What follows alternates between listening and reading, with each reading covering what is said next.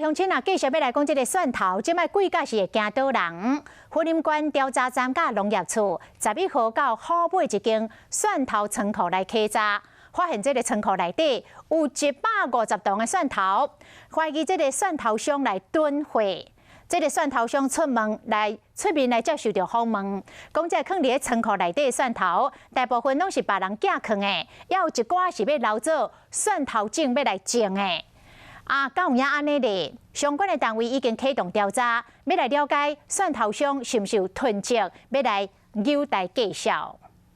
这都3个人寄的，迄18件，我的囝就是遮要种的。县里面蒜商也仓库和云林县的调查站甲农业处敲到有150万吨的蒜头，怀疑讲伊囤货，伊出面发冤枉。我是要安囤积，这爱钱的哦，这钱贵松松的哦。这个月11，调查站人员一个清点发现讲，已经卖62吨的蒜头出去啊。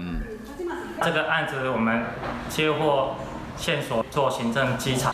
调查站会去稽查，主要是因为最近蒜头起价到2斤，本来6月份平均的计价每公斤是130块，7月份每公斤179块，8月份平均的计价1公斤是246块，到9月7日已经起到每公斤300块，9月12更加到每公斤397块，短短12天尔，蒜头起码100块。希望检调单位一定要勿忘勿重。调查站已经查考县里面蒜商以进货甲销售小单的资料，要调查讲遮济蒜头敢是真正是别人寄的，还是讲这是生意人趁这个机会囤货，想要趁乌心钱。